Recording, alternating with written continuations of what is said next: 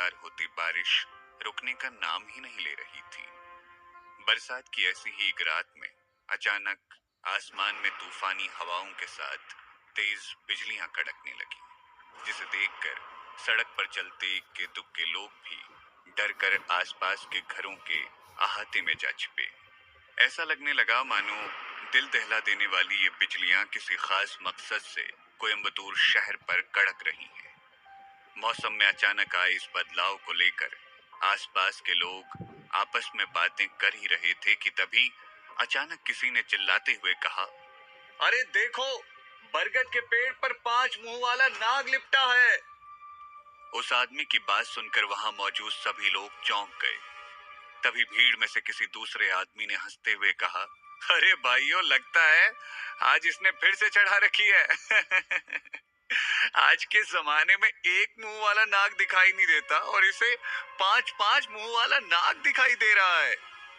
उस दूसरे आदमी की बात सुनकर वहां खड़े सभी लोग ठहाका मारकर हंसने लगे, लेकिन तभी अचानक आसमान में एक जोरदार धमाके के साथ बिजलियां कड़की और उस बिजली की रोशनी में बरगद के पेड़ पर लिपटा हुआ 5 मुंह वाला दिव्य नाग साफ साफ दिखाई देने लगा। हालांकि उस पुराने बरगद के पेड़ की सबसे ऊंची डाली पर लिपटा हुआ वो नाग जख्मी था और उसके 5 फनों से टपकता हुआ खून उस बरगद के फलों में रिस रहा था, लेकिन फिर भी अपने 5 फन गर्व से फैलाए तकरीबन 20-22 फुट की लंबाई वाला स्याह काले रंगों का वो 5 फनों वाला नाग देखने वालों को दूर से ही अपनी दिव्यता का अनुभव करवा रहा था। अपने सामने का नजारा देख वहां मौजूद लोग उस बरगद के पेड़ के नीचे इकट्ठे हो गए। उनमें से कुछ तो उस 5 मुंह वाले नाग को देखते ही घुटनों के बल बैठकर उसकी दिव्यता को प्रणाम करने लगे, तो वहीं कुछ नौजवान उस नजारे को अपने कैमरे में कैद करने के लिए मोबाइल फोन ढूंढने लगे। लेकिन इससे पहले कि वो लोग आंखों को अचंभित कर देने वाले उस नजारे को अपने कैमरे में कैद कर पाते, वो दिव्य नाग एक छोटी सी दिव्य ज्योति में तब्दील हो गया। तभी एक बार फिर से आसमान में तेज बिजलियां कड़की और अचानक वो दिव्य ज्योति गोली की स्पीड से उड़ती हुई पास ही के एक छोटे से घर की तीसरी मंजिल पर बने कमरे में दीवान पर सोए शिवा की दोनों आंखों के ठीक बीचों बीच जा समाई। शिवा का शरीर पिछले 2 सालों से कोमा में था और इस दौरान उसकी हालत में किसी भी तरह का कोई सुधार नहीं हुआ था, लेकिन जैसे ही वो दिव्य रोशनी शिवा के शरीर में समाई तो उसके शरीर में हल्की हल्की हलचल होने लगी और वो कोमा से बाहर आने लगा। एक तरफ शिवा का शरीर धीरे धीरे कोमा से बाहर आ रहा था और दूसरी तरफ शिवा का दिमाग भी अपनी चैतन्य अवस्था में लौट आया था। भले ही उस वक्त शिवा उठकर खड़ा नहीं हो पा रहा था, लेकिन फिर भी वो अपने आसपास होने वाली हर गतिविधि को महसूस कर पा रहा था। उसने मन ही मन खुद से कहा, क्या मैं सच में फिर से धरती लोक पर लौट आया हूँ? ये कमजोर और निर्जीव सा शरीर, क्या सच में ये मैं ही हूँ? लेकिन मैं तो बहुत समय पहले कोमा में चला गया था। खुद से मन ही मन सवाल करते हुए शिवा को धीरे धीरे सब कुछ याद आने लगा। 2 साल पहले अपने कॉलेज का एंट्रेंस एग्जाम देकर लौटते वक्त वो एक ट्रक से टकरा गया था और तब से उसका शरीर कोमा में था। उस एक्सीडेंट की वजह से शिवा का शरीर तो कोमा में चला गया था, लेकिन साथ ही साथ उसकी कुंडलिनी शक्ति भी जागृत हो गई थी और उसकी आत्मा उसका शरीर छोड़कर भटकते हुए नागलोक तक जा पहुंची थी।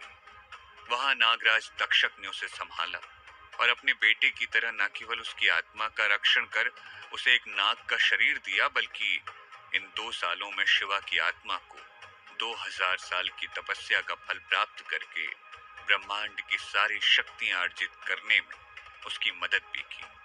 और एक दिन जब शिवा भगवान शेषनाग से वरदान पाकर नागलोक का परम प्रतापी सम्राट बन गया तो उसके साथ कुछ ऐसा हुआ जो उसने सपने में भी नहीं सोचा था। नागराज तक्षक ने धोखे से शिवा के नाग शरीर की बलि दे दी। अपना नाग शरीर खोते ही शिवा की आत्मा फिर से मुक्त हो गई और तब जाकर शिवा को नागराज तक्षक के असली मकसद के बारे में पता चला। दरअसल एक प्राचीन भविष्यवाणी के अनुसार ये तय था कि जो कोई भी स्वर्ग, पाताल और नागलोक के तीनों सम्राटों की बलि चढ़ाएगा वो सारे ब्रह्मांड का स्वामी बन जाएगा और इस सृष्टि में कोई भी उसे हरा नहीं पाएगा। इसीलिए नागराज तक्षक ने शिवा से पहले भी इस तरह दो और शक्तिशाली आत्माओं को ढूंढकर उन्हें नाग शरीर दिलवाया। उसके बाद शिवा की ही तरह अपनी देख रेख में उन्हें स्वर्ग और पाताल लोक का सम्राट बनाकर उनकी बलि चढ़ा दी। हालांकि नागराज तक्षक अपने मकसद में कामयाब तो हो गया था, लेकिन नाग शरीर से मुक्त होते ही शिवा की आत्मा अपनी सारी शक्तियों के साथ फिर से धरती लोक लौट आई और अब वो शिवा के शरीर में प्रवेश कर चुकी थी। नागराज तक्षक की याद आते ही शिवा का मुंह कड़वा हो गया और उसके अंदर गुस्से की आग जलने लगी। उसने मन ही मन खुद से वादा करते हुए कहा, नागराज तक्षक, एक दिन मैं फिर से लौट कर नागलोक आऊंगा और तुम्हें तुम्हारे गुनाहों की सजा जरूर दूंगा। ये मेरा वादा है तुमसे। इतना कहकर शिवा ने धीरे धीरे अपनी आंखें खोली और अपनी धुंधली नजर से अपने आसपास के माहौल का जायजा लेना शुरू कर दिया। शिवा एक टूटे फूटे से दीवान पर लेटा हुआ था, जिसके बगल में एक छोटी पुरानी मेज रखी हुई थी, जिस पर एक पानी का ग्लास, 2 बिस्किट और उसके परिवार के 4 सदस्यों की एक तस्वीर रखी हुई थी। उस तस्वीर को देखते ही शिवा के मन में अपने पूरे परिवार की यादें फिर से ताजा हो गई। यहाँ के लोगों का मानना था कि अग्निहोत्र ब्राह्मण कुल में जन्मे शिवा के पूर्वज भगवान धन्वंतरी से प्राचीन आयुर्वेद और औषधियों का ज्ञान प्राप्त करके यहाँ आकर बस गए और आदिकाल में उन्होंने यहाँ एक आयुर्वेदिक चिकित्सा केंद्र स्थापित किया, जो आज भारत का सबसे बड़ा आयुर्वेदिक अस्पताल है। अब ये कहना मुश्किल है कि इस कहानी में कितनी सच्चाई थी, लेकिन इस कहानी की वजह से आज भी शिवा के पूरे खानदान का अच्छा खासा नाम था। हालांकि खानदान का बड़ा बेटा होने के नाते शिवा को इस समृद्ध और इज्जतदार शास्त्री खानदान का उत्तराधिकारी होना चाहिए था, लेकिन इस सब के विपरीत उसका बचपन सिर्फ गरीबी, तिरस्कार और अपमान में ही बीता था। शिवा के दादाजी के आदेश के अनुसार उसके पूरे परिवार को घर के साथ साथ शास्त्री खानदान से भी बेदखल कर दिया गया। शिवा के चचेरे भाई भास्कर शास्त्री ने शिवा पर हमला किया, जिसकी वजह से उसके पूरे शरीर को लकवा मार गया। ऐसा न जाने कितना कुछ हुआ था शिवा के अतीत में, जिसे याद करते करते शिवा की आंखें भर आई। तभी अचानक शिवा को बाहर के दरवाजे का ताला खुलने की आवाज सुनाई दी और उसका ध्यान टूट गया। शिवा ने देखा कि सामने हॉल का दरवाजा खुला और एक लंबी छरहरी सी लड़की जल्दी में घर के अंदर दाखिल हुई और उसने जोर से घर का दरवाजा फिर से बंद कर लिया। एक पल के लिए तो शिवा को अपनी आंखों पर यकीन ही नहीं हुआ। उसके सामने खड़ी वो खूबसूरत और नाजुक सी लड़की कोई और नहीं बल्कि उसकी छोटी बहन मीनाक्षी थी। मीनाक्षी को देखते ही शिवा ने दबी सी आवाज में कहा, मीनू। दरअसल पिछले 2 सालों में कभी कभार शिवा के शरीर में हल्की फुल्की हलचल हो जाया करती और शिवा एक आध शब्द बड़बड़ा भी दिया करता था। इसीलिए मीनाक्षी को लगा शायद इस बार भी ऐसा ही कुछ हुआ है। यही सोचकर उसने शिवा पर कुछ खास ध्यान न देते हुए घबराए स्वर में कहा, शांत हो जाइए भैया, हम दोनों छुपन छुपाई खेल रहे हैं। अगर आप चुप रहेंगे तो आपकी मीनू आपको उन्नी अप्पम खिलाएगी। उन्नी अप्पम का नाम सुनते ही शिवा के चेहरे पर मुस्कुराहट आ गई। तभी अचानक उसे दरवाजे के बाहर से एक भद्दी और बेहुदा मर्दाना आवाज सुनाई दी। मीनू दीदी, आप इतनी जल्दी में कहाँ भाग रही हैं? मैं आपको खा थोड़े ही जाऊंगा। उस आवाज को सुनते ही मीनाक्षी ने चिल्लाते हुए कहा, चतुर चुपचाप यहाँ से चले जाओ वरना मैं पुलिस को बुला लूंगी। किसी समय चतुर शिवा का होने वाला साला हुआ करता था, लेकिन अब शिवा का उन लोगों से कोई लेना देना नहीं था। इसीलिए चतुर का नाम सुनते ही शिवा की आंखों में गुस्सा उतर आया, लेकिन इससे पहले कि वो कुछ कह पाता, चतुर ने दरवाजे के बाहर से ही चिल्लाते हुए कहा, क्या मीनू, इस गटर और गंदगी में रहते रहते तुम घर आए रिश्तेदारों का स्वागत करने की तमीज भी भूल चुकी हो क्या? दरवाजा खोलो, मुझे तुमसे बात करनी है। लेकिन चतुर की बात सुनकर मीनाक्षी ने घबराते हुए कांपते स्वर में कहा, तुम कल आना, हम कल बात करेंगे। अभी अभी मेरी फैमिली घर पर है और उन्हें तुम्हारा यहाँ आना अच्छा नहीं लगेगा। ठीक है, अब जाओ यहाँ से। मीनाक्षी की बात सुनकर चतुर ने उसका मजाक उड़ाते हुए कहा, तुम्हारी फैमिली? तुम अपने उस टैक्सी चलाने वाले भिखारी बाप की बात कर रही हो, या फिर उस भगौड़ी माँ की जो किसी दूसरे के साथ भाग गई? या फिर उस जीते जागते मुर्दे शिवा की जो ना कभी कुछ बोलता है ना कुछ सुनता है? बहाने बनाना बंद करो और चुपचाप दरवाजा खोलो। इतना कहते ही चतुर ने दरवाजे पर एक जोरदार लात मार दी। चतुर की लात से लगे धक्के की वजह से मीनाक्षी ಸರ್ ಟ್ರೈನಿಂಗ್ ಡನ್. ಕರೆಗಳು ಉಲರ್ರವರೆಗೂ ಡನ್ ಇಲ್ಲ. உலர்ந்த கரைகள் இப்போ ட்ரைனிங் டன். இந்த விடாப்பிடி உலர்ந்த கரைக்கு புதிய Surf Excel Matic liquid SPP technology இது உலர்ந்த கரை நீக்கும் मशीनली. खुद को संभाल नहीं पाई और रोते हुए जमीन पर गिर पड़ी।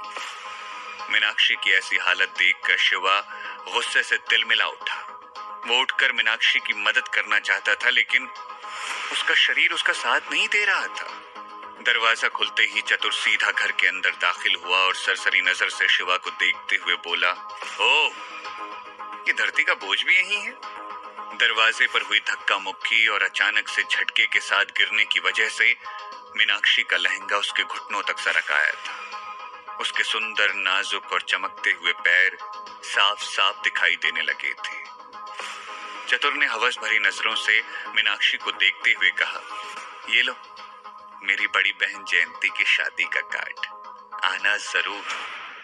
चतुर को इस तरह घूरते देख मीनाक्षी ने झट से अपना लहंगा नीचे सरकाते हुए कहा, अच्छा ठीक है, तुम्हें कार्ड देना था, तुमने दे दिया, अब यहां से जाओ।